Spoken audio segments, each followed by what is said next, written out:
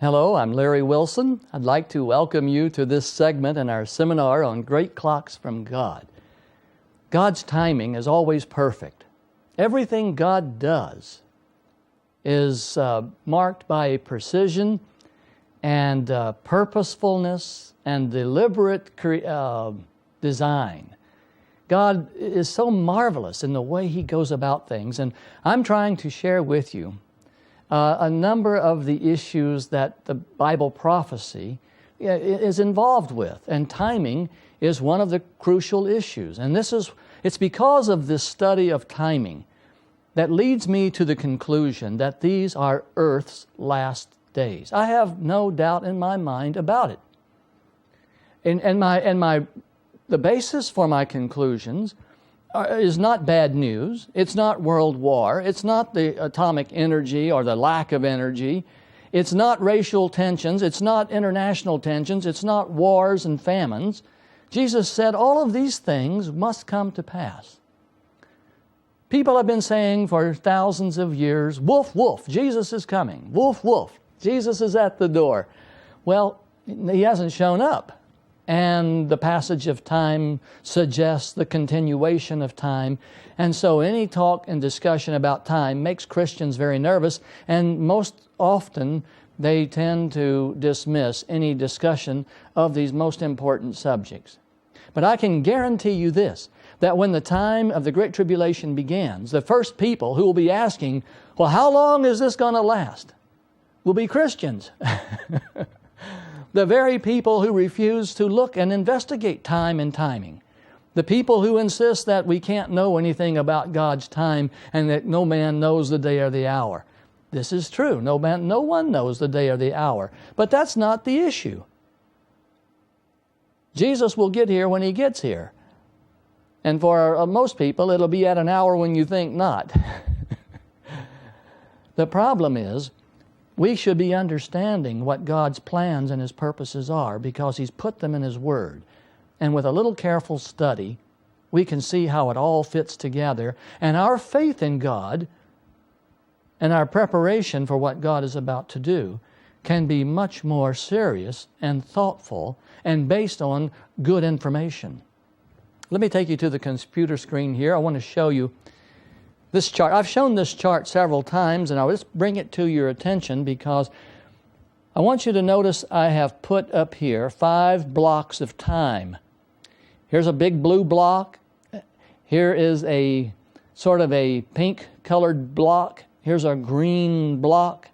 Here's a little blue block of time, and here is our big red block.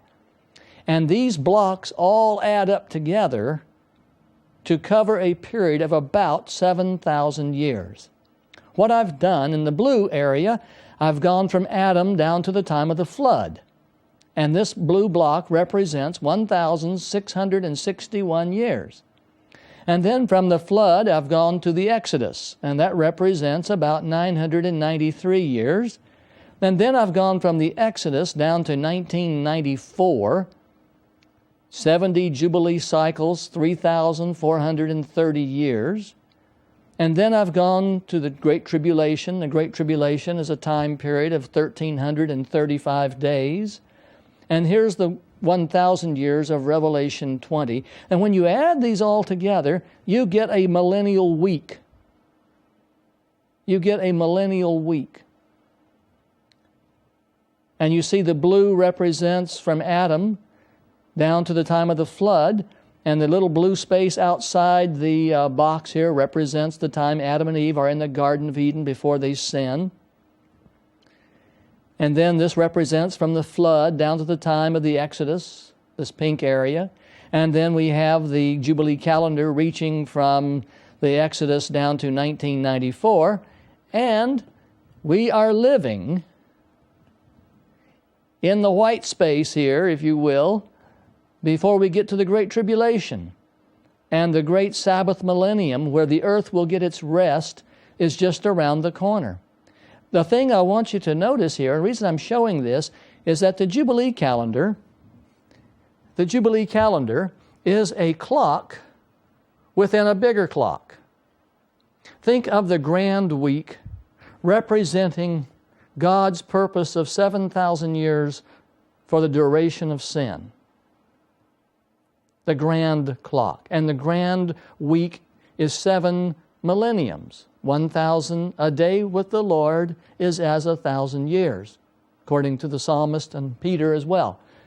Now, within the big clock, God puts a smaller clock called the Jubilee calendar. And the Jubilee calendar is comprised of 70 Jubilee cycles, or the Great Week, 3,430 years. And then under that, he puts a smaller clock. He puts the Jubilee cycles and the great days. 10 Jubilee cycles is a great day. And God keeps working these little down to the weekly cycle. The clocks get smaller and smaller until we get down to the unit of a day. Now, I'm bringing all this up because I want to show you from the Scripture something very interesting. Let's go back to the computer screen and let's jump to the Bible here. And let's see, I want to go to this Bible. Shortly after the Exodus, God said to Moses, now I want to take you back for a minute and I want to explain some things as to about the Babylonian captivity. And once you understand these things, your understanding of Daniel chapter 9 and the 70 weeks is going to be a lot better. At the time of the Exodus, God said through Moses to the children of Israel, but if you will not listen to me and carry out all these commands, and if you reject my decrees and abhor my laws, and fail to carry out all my commands and so violate my covenant, God says in verse 32, Leviticus chapter 26, I will lay waste the land so that your enemies who live there will be appalled. I will scatter you among the nations, and I will draw out my sword and pursue you. Your land will be laid waste, and your cities will lie in ruins. What is God saying? He's saying, if you don't do what I'm asking you to do, Israel, understand, I'm giving you the promised land on the basis that you meet the terms and conditions set forth in the covenant that exists between us. If you don't meet the terms and conditions of the covenant set between us, then you're out of here. You're out of here. I'm going to throw you out of the land. If you don't meet the terms and conditions of the covenant, you cannot stay in the land. You do not own the land, he tells them in Deuteronomy. He says, you are tenants here. You are my tenants here.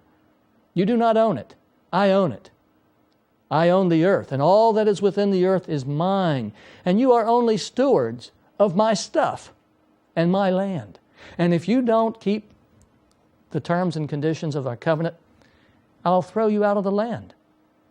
I will lay waste the land, and your cities will lie in ruins. Notice then, he says, God does, pay close attention to this, the land will enjoy what? What's he talking about here? If you don't observe the Sabbath rest every 7th year,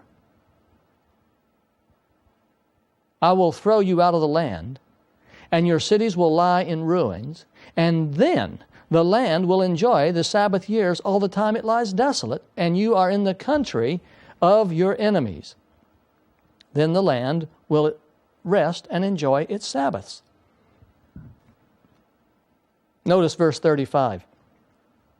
All the time that it lies desolate, the land will have the rest in it that it did not have during the Sabbaths you lived in it.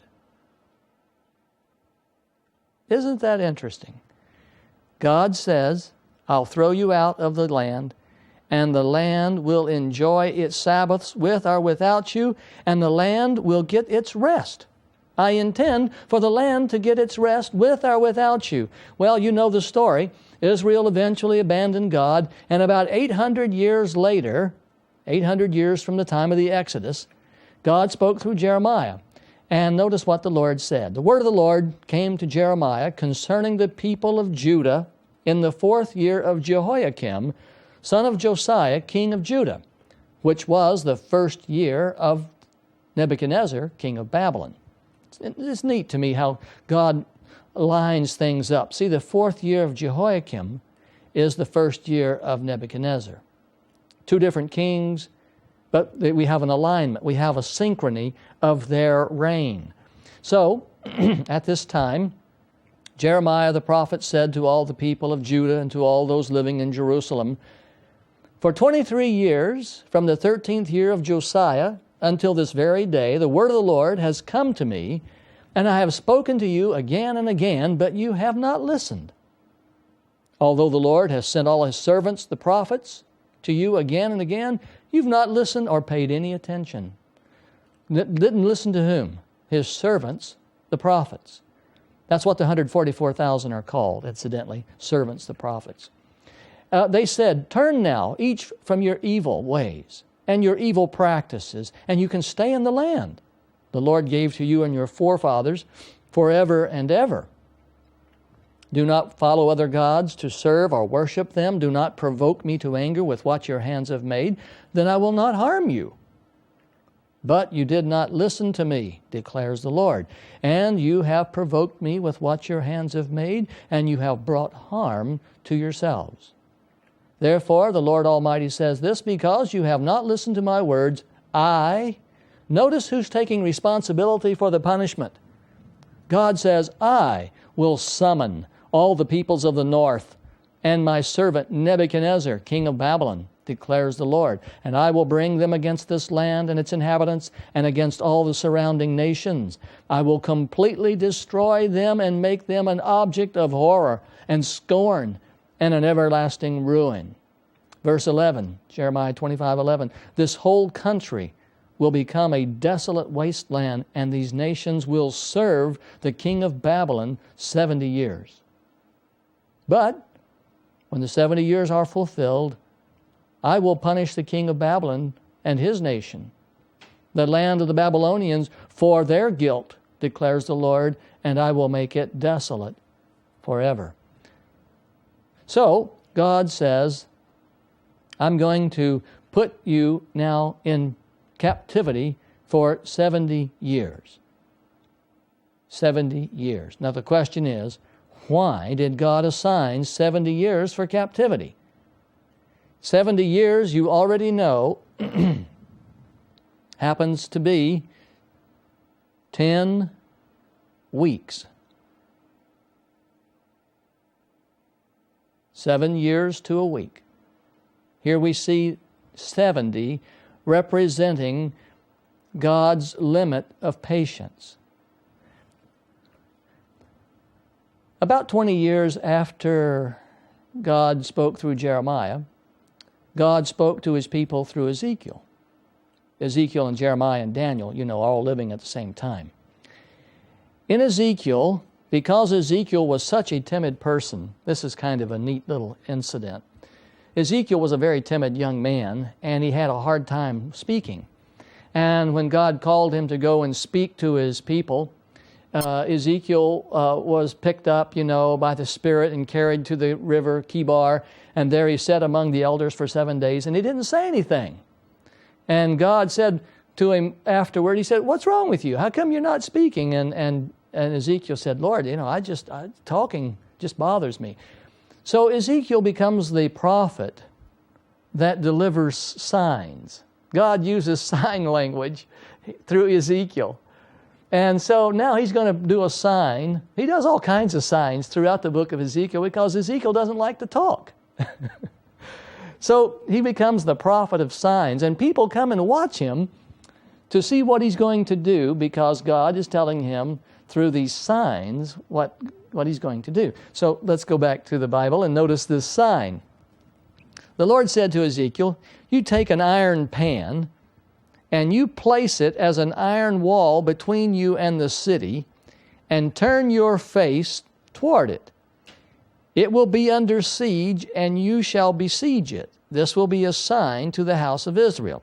So Ezekiel, in this setting, is working out a sign, a little drama, and a pantomime, and the people are watching. Now, here in verse 4, Ezekiel 4:4. When you've shown that the city of Jerusalem is under siege, then I want you to lie on your left side and put the sin of the house of Israel upon yourself. You are to bear their sin for the number of days you lie on your side. I have assigned you the same number of days as the years of their sin, or their apostasy.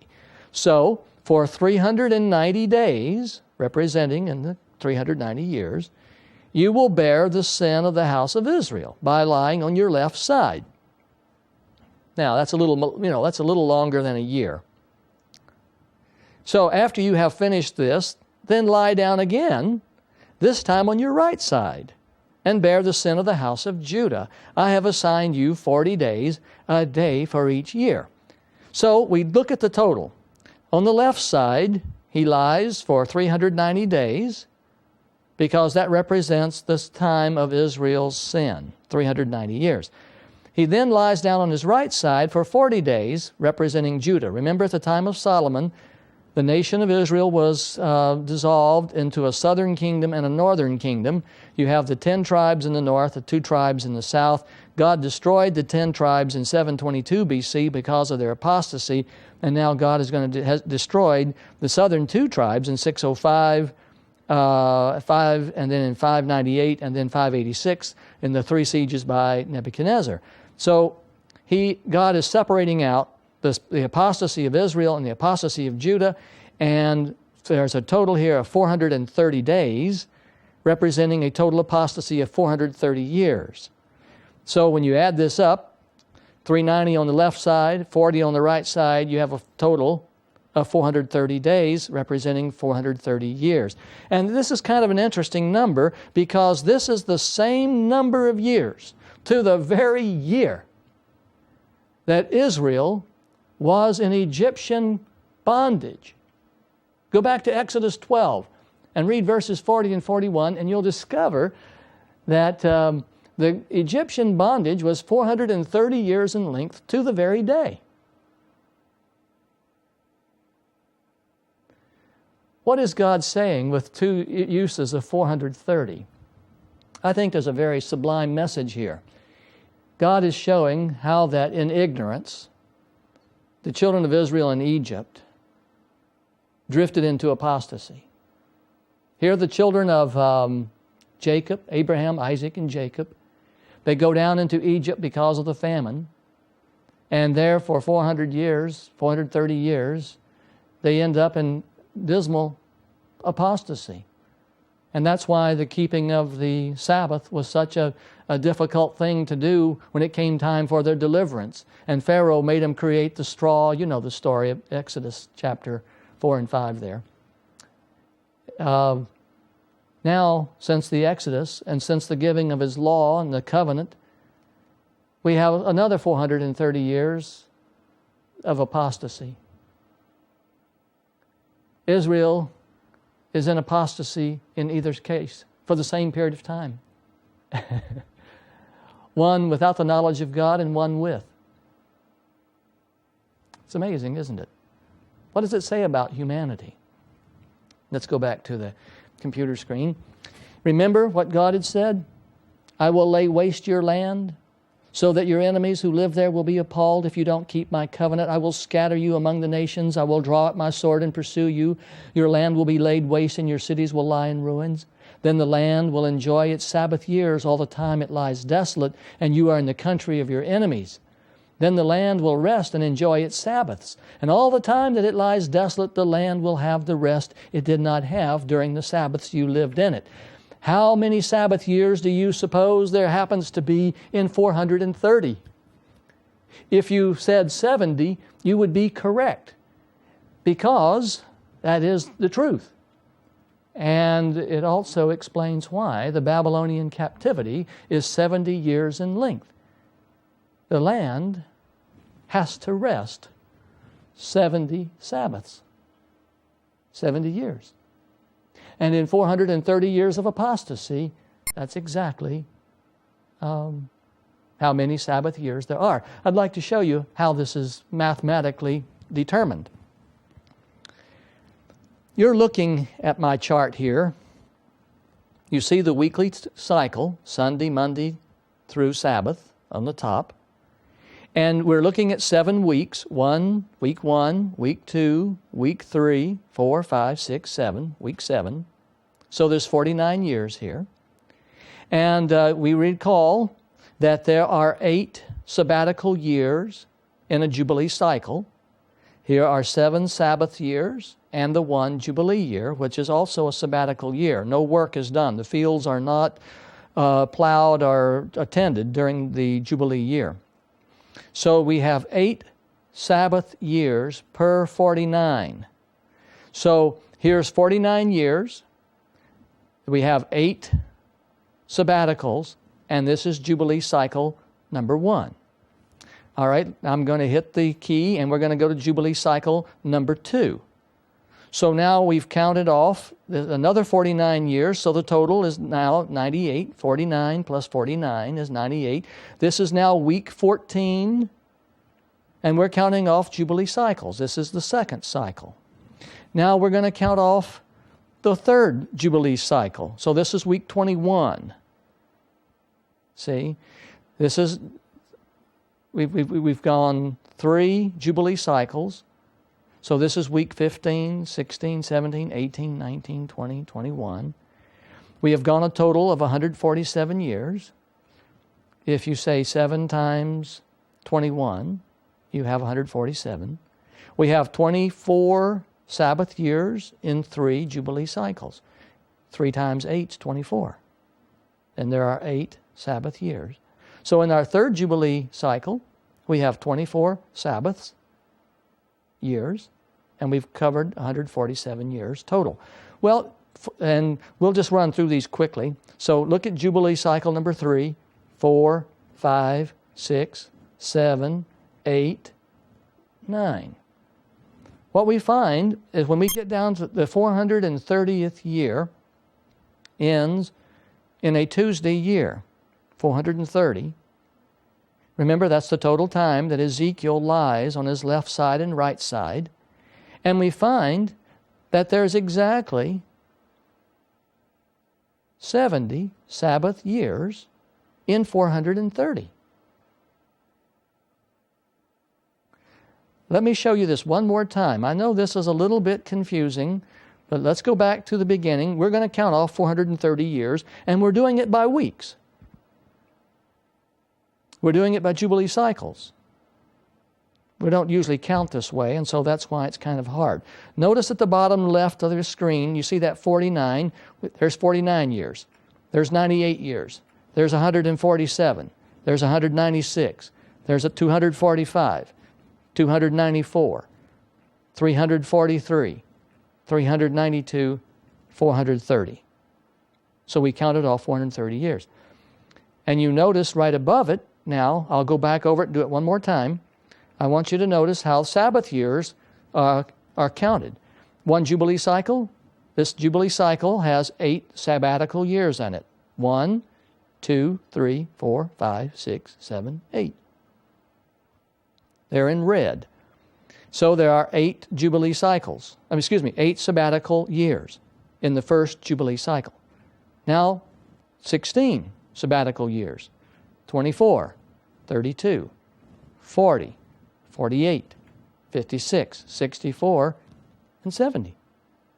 This is why we have 70 years of captivity. Now, this is an interesting point.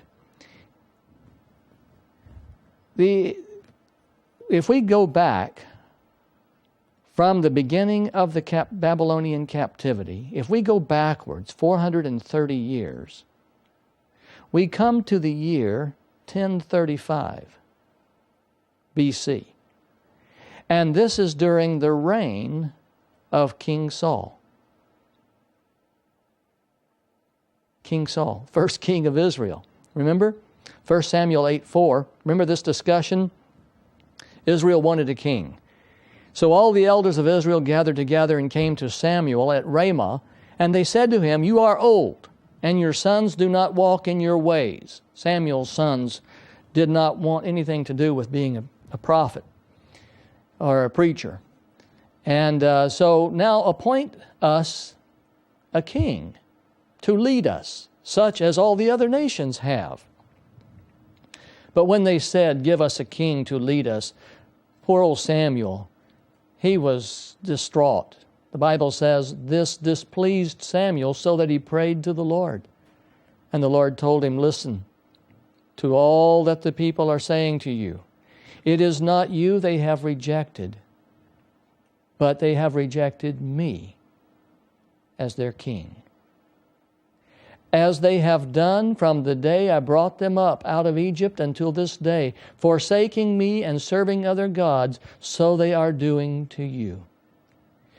The rejection of God. 430 years of apostasy began with King Saul.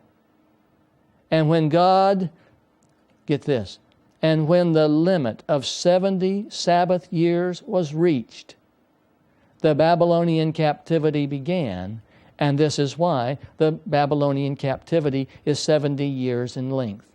Notice what this text says in 1 Chronicles 36:20. Nebuchadnezzar carried into exile to Babylon the remnant who escaped from the sword, and they became servants to him and his sons until the kingdom of Persia came to power. Now watch verse 21. I have it highlighted here. The land enjoyed its Sabbath rests. All the time of its desolation it rested until the 70 years were completed in fulfillment by the word of the Lord spoken to Jeremiah. What happened during the 70 years? The Bible says in 1 Chronicles 36:21, the land enjoyed its Sabbath rests. What had God promised Israel at Mount Sinai? If you forsake the covenant, if you disobey me, I'm going to throw you out of the land, and the land is going to get its Sabbath rests with or without you.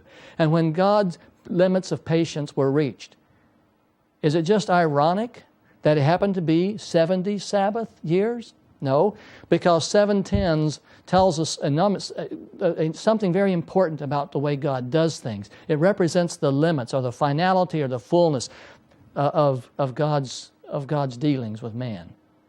The Day of Atonement was on the 10th day of the 7th month. In the book of Revelation, the beast with 7 heads and 10 horns. Here we find the 70 years, the 10 and 7, constantly being played out. Well, we're out of time, but I want you to understand as we close here that this weekly cycle in God's Jubilee calendar is all in operation long before 457 comes along, so that the 70 weeks of Daniel chapter 9 are synchronous with the Jubilee calendar, which is already in operation. If you'd like a free copy of my little book, Warning, Revelation is About to Be Fulfilled, give us a call at 1-800-475-0876. The book is absolutely free. We'll be glad to send it to you at no charge. We want you to understand that Jesus is coming soon. There is evidence in the Bible to believe that this is Earth's last generation. May God bless you, is my prayer.